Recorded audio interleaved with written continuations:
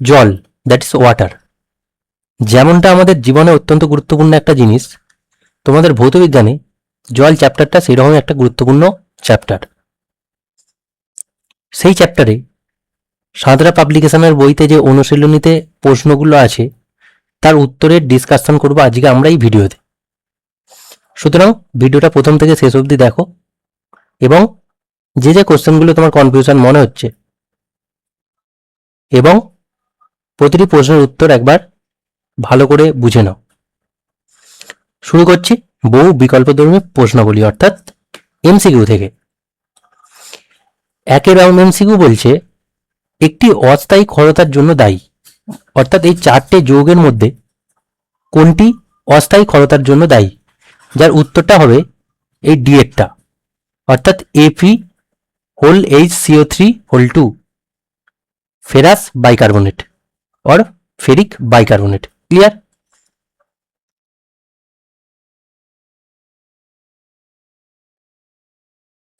Second হচ্ছে জলকে জীবাণুমুক্ত করতে জলে যোগ করা হয় এই চারটে অপশনের মধ্যে কোন পদার্থটি, সেটা হচ্ছে ব্লিচিং পাউডার, অর্থাৎ ব্লিচিং পাউডার আমরা যদি জলে যোগ করি জল জীবাণুমুক্ত হয়। 3 নম্বর বলছে ক্যাটায়ন বিনিময় রেজিনের সাহায্যে জল থেকে অপসারিত কি করা হয়, অর্থাৎ জল থেকে এই চারটে অপশনের মধ্যে কোনটি অপসারিত করা হয়, সেটা হচ্ছে ধাতব যে আয়ন থাকে জলের মধ্যে সেই ধাতব আয়নকে ক্যাটায়ন রেজিনের সাহায্যে জল থেকে অপসারণ করা হয়। ওকে, 4 দাগের প্রশ্ন বলছে ব্ল্যাকফুট রোগ কোন মৌলের দূষণে হয়, অর্থাৎ ব্ল্যাকফুট যে ডিজিজ সেটা কোন মৌলের জন্য হয়, সেটা হচ্ছে আর্সেনিক অর্থাৎ AS। আর্সেনিক দূষণের ফলে মেনলি ব্ল্যাকফুট ডিজিজ হয়। ক্লিয়ার? 5 নম্বর এমসিকিউতে বলছে বিশুদ্ধ পানীয় জল প্রস্তুতির ভৌত পদ্ধতি কোনটি, অর্থাৎ এখানে চারটে অপশন আছে। অপশনের মধ্যে আছে স্ফুটন, ক্লোরিনেশন, ফ্লুরিনেশন অ্যান্ড শীতলীকরণ, যার মধ্যে অপশন হবে স্ফুটন, অর্থাৎ স্ফুটন পদ্ধতি হচ্ছে একটা ভৌত পদ্ধতি যার মধ্যে বিশুদ্ধ পানীয় জল প্রস্তুত করা হয়। ক্লিয়ার? নেক্সট, অতি সংক্ষিপ্ত প্রশ্নাবলীর মধ্যে শূন্যস্থান পূরণের প্রথমটা আছে ব্লিচিং পাউডার থেকে নির্গত ড্যাশ জলকে জীবাণুমুক্ত করে, অর্থাৎ এই যে আগে পড়লে এখানটা যে ব্লিচিং পাউডার দিয়ে জলকে জীবাণুমুক্ত করা হয় সেই ব্লিচিং পাউডার থেকে কি নির্গত হয়, যার দিয়ে জলকে জীবাণুমুক্ত করা হয় সেটা হচ্ছে ক্লোরিন, অর্থাৎ ব্লিচিং পাউডারের মধ্যে ক্লোরিন থাকে, সেই ক্লোরিন জলকে জীবাণুমুক্ত করে। ওকে, সত্য মিথ্যার মধ্যে প্রথমে একটাই আছে, সেটা বলছে Ca ধাতু অর্থাৎ ক্যালসিয়াম ধাতু ক্লোরাইড লবণ যদি জলে দ্রবীভূত থাকে তাহলে অস্থায়ী ক্ষরতার সৃষ্টি হয়। এই বক্তব্যটা হচ্ছে মেনলি ভুল বক্তব্য, কারণ এখান থেকে অস্থায়ী ক্ষরতা সৃষ্টি হয় না, এখান থেকে যেটা হয় সেটা হচ্ছে স্থায়ী ক্ষরতা, অর্থাৎ ক্যালসিয়াম ধাতুর ক্লোরাইড লবণ যদি জলে দ্রবীভূত থাকে তখন স্থায়ী ক্ষরতা উৎপন্ন হয়। ওকে, এবার হচ্ছে ওয়ান লাইনার কোশ্চেনগুলো, অর্থাৎ এক কথায় উত্তর প্রকাশ। প্রথম প্রশ্ন বলছে কোন জলে সাবান ঘষলে সহজেই ফেনা উৎপন্ন হয়, অর্থাৎ কোন জলে সাবান ঘষলে সহজে ফেনা উৎপন্ন হয়, উত্তরটা হচ্ছে মৃদু জল। জলকে মেনলি দুই ভাগে ভাগ করা হয়, একটা হচ্ছে মৃদু জল আর একটা হচ্ছে খড় জল। তো মৃদু জলে যদি সাবান ঘষো তাহলে সহজেই ফেনা উৎপন্ন হবে, আর খড় জলে সাবান ঘষলে সহজে ফেনা উৎপন্ন হয় না। সেকেন্ড বলছে বৃষ্টির জল মৃদু জল না খড় জল, বৃষ্টির জল হচ্ছে সামান্য মৃদু জল, অর্থাৎ বৃষ্টি জলটা যে আমরা পাই সেটা হচ্ছে সামান্য মৃদু জল। ওকে, 3 নম্বর হচ্ছে জলের একটি নমুনায় ফেরাস সালফেট পাওয়া গেল, ওই জলের ক্ষরতা কোন প্রকৃতির, ওই জলের ক্ষরতা হচ্ছে স্থায়ী প্রকৃতির, অর্থাৎ জলের নমুনায় যদি ফেরাস সালফেট পাই সেখান থেকে বুঝতে হবে ওই জলটা স্থায়ী ক্ষরতা প্রকৃতির। ক্লিয়ার? 4 নম্বর প্রশ্ন বলছে শৈবালের পচনের ফলে দূষিত হওয়াকে কি বলে, অর্থাৎ শৈবালের পচনের ফলে যে জল দূষণ ঘটে সেই জল দূষণটাকে কি বলা হয়, সেটা হচ্ছে ইউট্রিফিকেশন বা ইউট্রোফিকেশন। ইউট্রিফিকেশন হচ্ছে একটা পদ্ধতি যেখানে শৈবালের পচনের ফলে জল দূষণ হয়। ওকে, 5 নম্বর বলছে জলের স্থায়ী ক্ষরতা দূরীকরণের একটি পদ্ধতি উল্লেখ, অর্থাৎ জলের যে স্থায়ী ক্ষরতা সৃষ্টি হয় সেই ক্ষরতা দূরকরণের একটা পদ্ধতি উল্লেখ করতে বলছে, উত্তর হচ্ছে আয়ন বিনিময় পদ্ধতি। উত্তর অনেক রকম হতে পারে, তার মধ্যে আয়ন বিনিময় পদ্ধতিটা হচ্ছে বেস্ট উত্তর। 6 নম্বর প্রশ্ন হচ্ছে মানুষের রক্তে জলের পরিমাণ কত, মানুষের রক্তে জলের পরিমাণ হচ্ছে 91%, অর্থাৎ মানুষের রক্তে 91% জল থাকে। 7 নম্বর প্রশ্ন বলছে পানীয় জল পরিশোধনের একটি পদ্ধতি উল্লেখ করো। অর্থাৎ পানীয় জলকে যে আমরা পরিশুদ্ধ বা পরিষ্কার করব তার একটা পদ্ধতির নাম, সেই পদ্ধতির নাম হচ্ছে ক্লোরিনেশন। অর্থাৎ ক্লোরিনের সাহায্যে জলকে পরিশোধন করার পদ্ধতিকেই বলা হচ্ছে ক্লোরিনেশন, যার ফর্মুলা হচ্ছে Cl ক্লোরিন। তো এই ক্লোরিনের সাহায্যে আমরা যখন জলকে পরিশোধন করি সেই পদ্ধতিটার নাম হচ্ছে ক্লোরিনেশন। 8 নম্বর প্রশ্ন বলছে ক্যাটায়ন বিনিময়কারী রেজিনে কোন আয়ন থাকে? ক্যাটায়ন বিনিময়কারী রেজিনে -SO3H বা যার নাম হচ্ছে সালফোনিক অ্যাসিড মূলক থাকে, যা থেকে H+ আয়ন উৎপন্ন হয়। অর্থাৎ মেইনলি যেটা থাকে সেটা হচ্ছে H+ আয়ন। এটা উৎপন্ন হয় কোথা থেকে? না SO3H যে আয়ন অর্থাৎ সালফোনিক অ্যাসিডের যে আয়নটা থাকে সেই আয়ন থেকে উৎপন্ন হয়। তাহলে আমাদের ফাইনাল উত্তর এলো ক্যাটায়ন বিনিময়কারী রেজিনের মধ্যে H+ বা হাইড্রোজেন আয়ন উপস্থিত থাকে। ক্লিয়ার?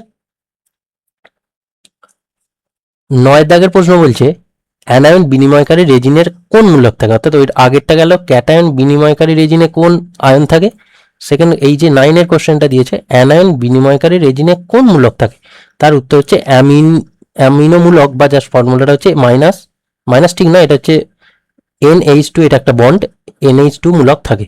ওকে, এইগুলো একটা মূলক, তো NH2 মূলক থাকে। ক্লিয়ার? 10 নম্বর প্রশ্ন বলছে একটি পেস্ট নাশকের নাম লেখো।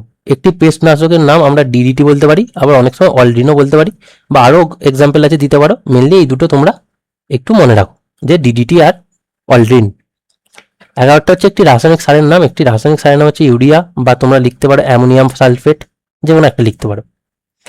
12 দাগের প্রশ্ন বলছে একটি আর্সেনিক যৌগের নাম লেখো যা জলে আর্সেনিক দূষণ ঘটায়। মানে এমন একটা আর্সেনিক পদার্থের নাম বলছে যেটা জলে আর্সেনিক দূষণ ঘটায়, সেটা তুমি উত্তর লিখতে পারো লেড আর্সেনেট বা ক্যালসিয়াম আর্সেনেট। এইসব যৌগগুলো হচ্ছে আর্সেনিক যৌগ, যার জন্য জলে আর্সেনিক দূষণ ঘটে। ওকে, 13 নম্বর কোশ্চেন বলছে আর্সেনিক দূষণের ফলে মানুষের কোন রোগ হয়, বা যে রোগ হয় তাকে কি বলে? আর্সেনিক দূষণের ফলে মানুষের আর্সেনিকোসিস অর্থাৎ আর্সেনিকোসিস রোগ হয় আর্সেনিক দূষণের ফলে। 14 নম্বর প্রশ্ন বলছে পায়ের তলায় কালো ছোপ পড়াকে কি বলে? পায়ের তলায় কালো ছোপ পড়াকে বলা হয় black foot disease. Black foot disease mainly arsenic দূষণের ফলে হয়। একটু আগে বললাম যে ব্ল্যাক ফুট ডিজিজ হচ্ছে আর্সেনিক দূষণের ফলে হয়। তো সেই আর্সেনিক দূষণের ফলে যে ব্ল্যাক ফুট ডিজিজ হয় সেই রোগে পায়ের নিচে কালো কালো ছোপ পড়ে। ওকে, 15 নম্বর কোশ্চেন বলছে ফ্লুরোসিস রোগ কি কারণে হয়? ফ্লুরোসিস রোগ হচ্ছে ফ্লুরাইড দূষণের ফলে হয়। অর্থাৎ ফ্লুরোসিস যে রোগটা হয় সেটা হচ্ছে ফ্লুরাইড দূষণের ফলে হয়। 16 নম্বর প্রশ্ন বলছে জলের স্থায়ী ও অস্থায়ী ক্ষরতা সৃষ্টিকারী একটি করে লবণের উদাহরণ দাও। অর্থাৎ জলের স্থায়ী ক্ষরতা কিভাবে দূর করা যায়, বা দূর করা যায় নয়, জলের স্থায়ী ক্ষরতা সৃষ্টি করে এইরকম একটা লবণের নাম, এবং জলের অস্থায়ী ক্ষরতা দূর করে এইরকম একটা লবণের নাম লিখতে বলছে। তো অস্থায়ী ক্ষরতা সৃষ্টি করে এইরকম একটা লবণের নাম হচ্ছে ক্যালসিয়াম বাইকার্বনেট অর্থাৎ CaHCO3(2), আর স্থায়ী ক্ষরতা সৃষ্টি করে এরকম একটা লবণ হচ্ছে CaCl2 অর্থাৎ ক্যালসিয়াম ক্লোরাইড। যখনই বাইকার্বনেট লবণ থাকবে জলের মধ্যে তখন মনে রাখবে এই যে বাইকার্বনেট কথাটা আছে, বাইকার্বনেট লবণ থাকবে তখন সবসময় মনে রাখবে জলে সবসময় অস্থায়ী ক্ষরতা সৃষ্টি হয়। ওকে, আর যখন ক্লোরাইড আয়ন থাকবে তখন সবসময় যেটা তৈরি হয় সেটা হচ্ছে জলের স্থায়ী ক্ষরতা সৃষ্টি হয়। তো এই দুটো টার্ম একটু মনে রাখবে। ওকে, তো এই গেল শর্ট কোশ্চেন অর্থাৎ অনলাইনের কোশ্চেনগুলো। এবার যেটা আছে বাম স্তম্ভের সঙ্গে ডান স্তম্ভের সামঞ্জস্য বিধান, অর্থাৎ বাম স্তম্ভ আর ডান স্তম্ভ মেলাতে হবে। তো এর আগে আমি একটা কথা বলে রাখি যে এই যে পিডিএফটা তোমরা দেখতে পাচ্ছ যে এটা থেকে আমি তোমাদের সলিউশন দেখাচ্ছি, তো এটা একটা মূলত পিডিএফ। এখানে কোশ্চেন আনসারগুলো আমি সাজিয়ে নিয়েছি তোমাদের ওই সাদরা পাবলিকেশনের বইয়ের জলের যে অনুশীলনী চ্যাপ্টারটা আছে সেই চ্যাপ্টার থেকে। আর এই যে পিডিএফটা আমি আমার চ্যানেলের ডেসক্রিপশনে একটা লিঙ্ক পাবে, যেটা হচ্ছে টেলিগ্রাম গ্রুপের লিঙ্ক। সেই গ্রুপে এই পিডিএফটা আমি আপলোড করে রাখছি, তোমরা সেখান থেকে ডাউনলোড করে নিও, যাতে পরীক্ষার আগে বা তোমরা যদি কেউ চাও যে পিডিএফটা খাতায় টুকে নেবে বা প্রিন্ট আউট করবে তোমরা সেটা করে নিতে পারো। সেখানে আমি পিডিএফটা প্রোভাইড করে দিচ্ছি, তোমাদের কাজ সেই লিঙ্কে ক্লিক করে আমার এই টেলিগ্রাম চ্যানেলে যুক্ত হও। তারপর সেখান থেকে যা পিডিএফ অর্থাৎ আমি এই চ্যানেলে যা পড়াই বা যে কোশ্চেন অ্যান্সার সলিউশন করাই সেই কোশ্চেন অ্যান্সার সলিউশনের পিডিএফ আপলোড করে থাকি, তো তোমরা সেই চ্যানেলে জয়েন হতে পারো। ওকে, তো দেখো বাম স্তম্ভের সঙ্গে ডান স্তম্ভের সামঞ্জস্য বিধান, যেটা বাম স্তম্ভে কি কি আছে? বাম স্তম্ভে আছে আয়ন বিনিময়কারী রেজিন, দ্বিতীয়টা আছে ক্যাটায়ন বিনিময়কারী রেজিন, থার্ড নম্বরটা ডিটারজেন্ট, আর ফোর্থ হচ্ছে অতিবেগুনি রশ্মি। আর ডান স্তম্ভে আছে RH জল জীবাণুমুক্তকরণ, থার্ড হচ্ছে RNH2, আর হচ্ছে ফসফেট যৌগ। এখানে যেটা মেলাতে হবে সেটা হচ্ছে প্রথম হচ্ছে অ্যানায়ন বিনিময়কারী রেজিনে যেটা থাকে সেটা হচ্ছে এই 3, অর্থাৎ RNH2 অ্যানায়ন বিনিময়কারী রেজিন, এটা একটা হচ্ছে অ্যানায়ন বিনিময়কারী রেজিন। তারপর হচ্ছে ক্যাটায়ন বিনিময়কারী রেজিন, সেরকম একটা জিনিস হচ্ছে সেটা হচ্ছে RH। ওকে, তারপর ডিটারজেন্ট মনে রাখবে একটা ফসফেট জাতীয় যৌগ। আর অতিবেগুনি রশ্মির সাহায্যে আমরা জলকে জীবাণুমুক্ত করি। তো উত্তর হলো এর অপশনটা 3, বি এর অপশনটা 1, সি এর অপশনটা 4 অ্যান্ড ডি এর অপশনটা 2। ক্লিয়ার? নেক্সট এবার সংক্ষিপ্ত উত্তর ভিত্তিক প্রশ্নাবলী, যার উত্তরে গুলো আমরা ডিসকাস করছি। প্রথমে মৃদু জল কাকে বলে? হোয়াট ইজ মৃদু জল? বলছে যে জলে সাবান ঘষলে খুব সহজেই প্রচুর ফেনা উৎপন্ন হয় সেই জলকে আমরা মৃদু জল বলে থাকি। উদাহরণ বৃষ্টির জল আর পাতিত জল। অর্থাৎ যে জলে সাবান ঘষলে সহজে আমরা ফেনা উৎপন্ন করতে পারি, বা যে জলে অল্প পরিমাণ সাবান ঘষে বেশি পরিমাণ ফেনা উৎপন্ন করা যায় সেটাকে আমরা মৃদু জল বলি। ওকে, নেক্সট হচ্ছে খরজল কাকে বলে? খরজল হচ্ছে যে জলে সাবান ঘষলে সহজে ফেনা উৎপন্ন হয় না। প্রথমে কি হবে? সাদা অধক্ষেপ উৎপন্ন হবে এবং অনেক সাবান ব্যবহার করার পর সামান্য ফেনা উৎপন্ন হয়, সেই জলকে বলা হয় খরজল। যেমন হচ্ছে ধরো নদীর জল, সমুদ্রের জল, কুয়োর জল অর্থাৎ পাতকুয়োর জল, এইসব জল হচ্ছে, এইসব জলে যদি সাবানগুলো দেখবে ফেনা কম উৎপন্ন হবে, তো এইসব জলকে আমরা খরজল বলতে পারি। 3 নম্বরটা হচ্ছে জলের ক্ষরতার কারণ কি? এই যে জল ক্ষর হয় সেই ক্ষরতার কারণ কি? তার প্রধান কারণ হচ্ছে জলে প্রধানত ক্যালসিয়াম, ম্যাগনেসিয়াম আর লোহা বা লৌহ ধাতুর বাইকার্বনেট, ক্লোরাইড বা সালফেট লবণ দ্রবীভূত থাকার জন্য জল ক্ষর হয়। মানে এইসব ধাতুর বাইকার্বনেট লবণ বা ক্লোরাইড লবণ বা সালফেট লবণ দ্রবীভূত থাকে, তখন সেই জলটা ক্ষর জলে পরিণত হয়। ওকে, 4 নম্বর প্রশ্ন বলছে জল দূষণ বলতে কি বোঝায়? অর্থাৎ ওয়াটার পলিউশনটা কি? জলের সঙ্গে যদি কোনো অবাঞ্ছিত পদার্থ মিশে যাওয়ার ফলে যদি জলের ভৌত, রাসায়নিক ও জৈব বৈশিষ্ট্যের এবং গুণগত মানের পরিবর্তন হয় এবং তার ফলে জল ব্যবহারের অযোগ্য হয় এবং জীব সম্প্রদায়ের চরম ক্ষতির আশঙ্কা থাকে, তখন জলের সেই অবস্থাকে জল দূষণ বলে। অর্থাৎ জলে যদি এমন অবাঞ্ছিত পদার্থ মিশে থাকে যার জন্য জলের ভৌত, রাসায়নিক এবং গুণগত মানের পরিবর্তন হয়ে যায় এবং যেটা আমাদের জীব সম্প্রদায়ের ক্ষেত্রে চরম ক্ষতির আশঙ্কা হতে পারে, তো সেই রকম জলের অবস্থাকেই আমরা বলবো জল দূষণ। ওকে, নেক্সট হচ্ছে জল দূষণের কারণ, দুটো কারণ উল্লেখ করতে বলেছে। দুটো কারণে মেন যে কারণ দুটো পড়তে মানে লিখলে ভালো হয় সেটা হচ্ছে প্রথম হচ্ছে কলকারখানায় নিঃসৃত বর্জ্য পদার্থ দ্বারা জল দূষণ। অর্থাৎ কলকারখানা থেকে যে দূষিত পদার্থগুলো নির্গত হয় সেইটা যখন জলে মেশে তার ফলে জল দূষণ হয়। তো এই একটা কারণ যেটা বলছে শিল্পাঞ্চলে বিভিন্ন কলকারখানা থেকে নিঃসৃত বিষাক্ত বর্জ্য পদার্থ, যেমন ধরো পারদ, সীসা, ক্যাডমিয়াম, ক্রোমিয়াম, আর্সেনিক, দস্তা প্রভৃতি ধাতু যখন জলে মিশে যায় তখনই জল দূষণ ঘটায়। ওকে, আর সেকেন্ড রিজনটা বা কারণটা হচ্ছে কীটনাশক দ্বারা জল দূষণ। অর্থাৎ কীটনাশক বলতে আমরা জমিতে যে রাসায়নিক সার ইউজ করি, যেমন ধরো চাষের জমিতে ফসলকে পোকামাকড়ের হাত থেকে রক্ষা করার জন্য নানা ধরনের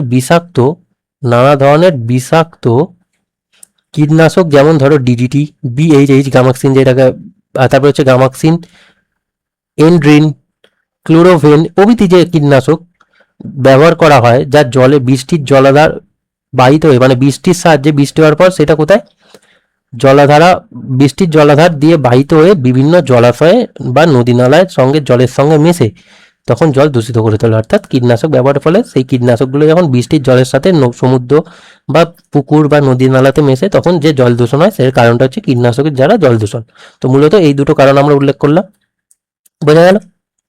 নেক্সট হচ্ছে 6 দাগেরটা, জলের আর্সেনিক দূষণ কি? জলের আর্সেনিক দূষণ হচ্ছে জল বা মাটিতে স্বাভাবিকের তুলনায় অতিরিক্ত যখন আর্সেনিক থাকলে তাকে আর্সেনিক দূষণ বলে। অর্থাৎ জলে আর্সেনিকের সর্বোচ্চ মাত্রা হচ্ছে 0.05 মিলিগ্রাম পার লিটার। অর্থাৎ 1 লিটার জলে সর্বোচ্চ 0.05 মিলিগ্রাম আর্সেনিক থাকতে পারে। তো যদি এর থেকে বেশি পরিমাণ আর্সেনিক জলে থেকে যায় তখন আমরা বলবো সেই জলটা আর্সেনিক দ্বারা দূষিত হয়েছে, আর একেই আমরা আর্সেনিক জল দূষণ বলি। ওকে, 7 নম্বর বলছে আয়নযুক্ত জল কাকে বলে? আয়নযুক্ত জল হচ্ছে যে জলে হাইড্রোজেন আয়ন অর্থাৎ H+ ছাড়া অন্য কোনো ক্যাটায়ন থাকে না এবং হাইড্রক্সিল আয়ন অর্থাৎ OH মাইনাস ছাড়া অন্য কোনো অ্যানায়ন থাকে না, তাকে আয়নযুক্ত জল বলে। ক্লিয়ার? 8 নম্বর প্রশ্ন বলছে জলে ফ্লুরাইড দূষণ কাকে বলে? অর্থাৎ জলে ফ্লুরাইড, পরিষ্কারভাবে বলতে গেলে পানীয় জলে ফ্লুরাইড যৌগের সংক্রমণে মানুষ ও অন্যান্য জীবের পরিবেশের যে ক্ষতি সাধন ঘটে তাকে ফ্লুরাইড দূষণ বা ফ্লুরাইড দ্বারা জল দূষণ বলে। অর্থাৎ জলে যখন ফ্লুরাইড জাতীয় যৌগের মাত্রা বেশি হয়ে যাবে তখন যে দূষণ হয়, অর্থাৎ যে জল দূষণটা হয়, সেক্ষেত্রে আমরা সেটাকে বলে থাকি জলের ফ্লুরাইড দূষণ। ওকে,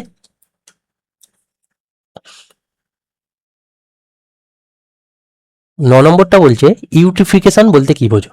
অর্থাৎ কৃষিকার্যে ব্যবহৃত ফসফেট জাতীয় অজৈব সার, ডিটারজেন্ট উপস্থিতি, ফসফেট যৌগ এবং উদ্ভিদের বৃদ্ধির জন্য অন্যান্য পুষ্টিকর উপাদান জলাশয়ে মিশ্রিত হওয়ার ফলে শৈবাল, কচুরিপানা ও বিভিন্ন জলজ উদ্ভিদের দ্রুত বৃদ্ধির ঘটনাকে অতি পৌষ্টিকতা বা ইউট্রিফিকেশন, ইংলিশে ইউট্রিফিকেশন বলে, বাংলায় অতি পৌষ্টিকতা বলা হয়। তো ইউট্রিফিকেশন জিনিসটা কি? যে ধরো কৃষিকার্যে আমরা অনেক সময় অজৈব সার ব্যবহার করে থাকি, অর্থাৎ যে রাসায়নিক সারগুলো ব্যবহার করে থাকি, তারপর আমাদের জামা কাপড় কাচার জন্য যে ডিটারজেন্ট ইউজ করি, সেই সব পদার্থ থেকে যে ফসফেট জাতীয় যৌগটা উৎপন্ন হয় এবং উদ্ভিদের বৃদ্ধির জন্য আমরা যেসব পদার্থ ইউজ করে রাখি জমিতে, সেইগুলো যখন জলাশয়ে মেশে সেই সব ফসফেট জাতীয় যৌগগুলোর সাহায্যে শৈবাল, কচুরিপানা, যে জলের মধ্যে যে উদ্ভিদ গোষ্ঠীগুলো থাকে তারা দ্রুত হারে বৃদ্ধি পায়। তো এই দ্রুত হারে বৃদ্ধি পাওয়ার ঘটনাকে আমরা অতি পৌষ্টিকতা বা ইউট্রিফিকেশন বলে থাকি। ক্লিয়ার? 10 হচ্ছে কোলিফর্ম কাউন্ট কি? কোলিফর্ম কাউন্ট হচ্ছে ধরো কোনো নমুনার জলে, অর্থাৎ প্রতি 100 ml জলে আয়তনের জলে যত সংখ্যক কোলিফর্ম ব্যাকটেরিয়া, যেমন ধরো এস্চেরিচিয়া কোলাই অর্থাৎ ই কোলাই ব্যাকটেরিয়া উপস্থিত থাকে, তো সেই কলোনি সংখ্যাটাকে, অর্থাৎ এটা কলোনি করে উপস্থিত থাকে মানে একসঙ্গে উপস্থিত থাকে, তো একসঙ্গে কত সংখ্যক ইকোলাই ব্যাকটেরিয়া আছে সেই সংখ্যাকেই আমরা ওই জলের কোলিফর্ম কাউন্ট বা কোলিফর্ম সূচক বলে থাকি। অর্থাৎ ধরো 100 ml আয়তনের কোনো জলে যত সংখ্যক কোলিফর্ম ব্যাকটেরিয়া বা ইকোলাই ব্যাকটেরিয়া উপস্থিত থাকে সেই সংখ্যাকে আমরা ওই জলটার বা ওই জলের নমুনার কোলিফর্ম সূচক বা কোলিফর্ম কাউন্ট বলে থাকি। ক্লিয়ার? তাহলে এই কোশ্চেনগুলো কমপ্লিট হল। এবার আমাদের যেটা দেখতে হবে সেটা হচ্ছে দীর্ঘ উত্তরভিত্তিক প্রশ্নগুলো, অর্থাৎ বড় কোশ্চেনগুলো। তার মধ্যে প্রথম কোশ্চেন হচ্ছে খড় জলে সাবান ঘষলে ফেনা হয় না কেন? এই আমি একটু আগে বললাম যে জলে সাবান ঘষলে কম পরিমাণ ফেনা উৎপন্ন হয় সেই জলকে আমরা খড় জল বলে থাকি। তো এই রকম হওয়ার কারণ কি? তার কারণ হচ্ছে জলে প্রধানত ক্যালসিয়াম, ম্যাগনেসিয়াম এবং লোহার যে ধাতু, বাইকার্বনেট, ক্লোরাইড এবং সালফেট লবণ দ্রবীভূত থাকে, তার জন্যই জল খড় হয়, এটা আমরা জানলাম। এই জলে উপস্থিত ক্যালসিয়াম, ম্যাগনেসিয়াম এবং লোহার লবণের সঙ্গে সাবানের, অর্থাৎ সাবান যেটা গুলি বা ডিটারজেন্ট যেটা ইউজ করি, তার মধ্যে থাকে স্টিয়ারিক, পামিটিক, ওলেইক প্রভৃতি উচ্চ আণবিক ওজনের ফ্যাটি অ্যাসিড। ফ্যাটি অ্যাসিডের সোডিয়াম এবং পটাশিয়াম লবণ, অর্থাৎ এই সব ফ্যাটি অ্যাসিডগুলো দিয়েই সাবান প্রস্তুত করা হয়। তাহলে সাবানের মধ্যে এইসব ফ্যাটি অ্যাসিডগুলো আছে, যাদের সঙ্গে বিক্রিয়ায় ক্যালসিয়াম, ম্যাগনেসিয়াম এবং লোহা এর অদ্রবণীয় একটা লবণের সাদা অধক্ষেপ উৎপন্ন করে, ফলে ফেনা উৎপন্ন হয় না। অর্থাৎ কি হচ্ছে জিনিসটা, এই যে সাবান আর খড় জলের মধ্যে, সাবানের মধ্যে যে ফ্যাটি অ্যাসিডগুলো আছে আর খড় জলের মধ্যে যে ধাতব বাইকার্বনেট বা ক্লোরাইড লবণগুলো আছে, সেইগুলো একসঙ্গে বিক্রিয়া করে একটা অদ্রবণীয় লবণের সাদা অধক্ষেপ তৈরি করে, যেটা নিচে জমা হয়। তো যার কারণেই খড় জলে ফেনা উৎপন্ন হয় না। ওকে, নেক্সট হচ্ছে জলকে ক্যাটায়ন যুক্ত করা হয় কেন? মানে জলকে ক্যাটায়ন মুক্ত করা হয় কিভাবে? জলেরকে ক্যাটায়ন মুক্ত করা হয় কিভাবে? তার পদ্ধতিটা হচ্ছে, ধরো দ্রাব্য ধাতুর লবণযুক্ত জলকে, অর্থাৎ জলের মধ্যে লবণ মিশ্রিত আছে, প্রথমে একটি উপযুক্ত পাত্রে রাখা হলো, রেখে ক্যাটায়ন বিনিময়কারী রেজিন, যার সংকেতটা বললাম RH, স্তরের উপর দিয়ে চালনা করা হয়। এর ফলে জলের মধ্যে যে ক্যাটায়ন, অর্থাৎ Ca2+, Mg2+, সোডিয়াম প্লাস, বিশেষ করে যেটা থাকে হচ্ছে Fe2+, ফেরাস আয়ন প্রভৃতি ক্যাটায়নগুলি RH রেজিনের সঙ্গে বিক্রিয়া করে অদাব্য পদার্থ রূপে জল থেকে মুক্ত হয়ে যায়, মানে এরা জল থেকে বেরিয়ে যায়। এভাবে জলের মধ্যস্থ সব যে ক্যাটায়নগুলো দূর করা হয়, বুঝতে পারলে? কিন্তু জলে যে অ্যানায়নগুলো আছে সেইগুলো দূর করা হয় না। তো সেইটা আর একটা পদ্ধতি আছে, সেইটা এই যে পরের প্রশ্নটা আছে, অধাতব আয়ন মুক্ত করবো কিভাবে, তো সেই ক্যাটায়নগুলো কিভাবে ক্যাটায়ন মুক্ত করা, এই প্রশ্নে পড়লাম। এবার পড়বো অ্যানায়ন মুক্ত, যেটা হচ্ছে 3 প্রশ্ন।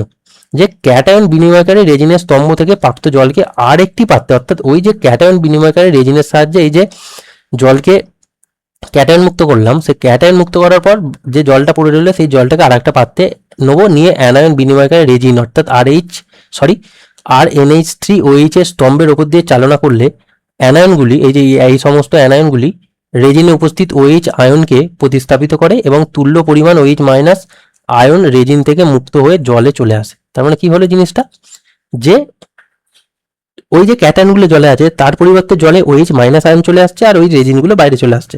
তো এই রকম পদ্ধতিতে আমরা ক্যাটায়নকে আর অ্যানায়নকে আলাদা করে থাকি। ওকে, নেক্সট দেখো 4 দাগের প্রশ্ন, বলছে স্ফুটন পদ্ধতিতে জলের অস্থায়ী ক্ষরতা দূরীকরণ পদ্ধতি সংক্ষেপে বর্ণনা করা। অর্থাৎ স্ফুটন পদ্ধতিতে জলের যে অস্থায়ী ক্ষরতা দূর করা হয় তার পদ্ধতিটা তোমাকে বলতে বলছে কিভাবে করা হয়। দেখো বলছে অস্থায়ী ক্ষর জলে calcium bicarbonate, magnesium bicarbonate, ferrous bicarbonate লবণ দ্রবীভূত অবস্থায় থাকে, এটা অস্থায়ী ক্ষর জলে থাকে। অস্থায়ী ক্ষর জলকে ফোটালে, প্রথমে ফোটানো হলো, ফুটিয়ে ক্যালসিয়াম, ম্যাগনেসিয়াম এবং আয়রনের জলে দ্রাব্য বাইকার্বনেট লবণগুলি জলে অদ্রাব্য কার্বনেটে পরিণত হয়ে অদক্ষিপ্ত তৈরি হয়। মানে ওই যে ফোটালে ওই যে লবণগুলো নিচে অদক্ষিপ্ত হয়ে জমা থেকে যায়, মানে নিচে জমা পড়ে যায়। পরিশ্রাবণ পদ্ধতিতে অর্থাৎ অদক্ষিপ্ত পৃথক করলে পরিশ্রুত রূপে মৃদু জল পাওয়া যায় এবং ক্ষরতা দূর হয়। অর্থাৎ এবার ওই জলটাকে ছেঁকে নিলে সেই লবণগুলো যেমন নিচে পড়ে আছে থাকলো, আর আমরা মৃদু যে জলটা তৈরি হলো সেই জলটাকে আলাদা করে পেয়ে গেলাম।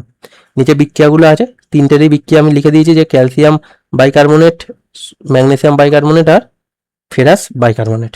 ওকে, নেক্সট এবার হচ্ছে 5এরটা,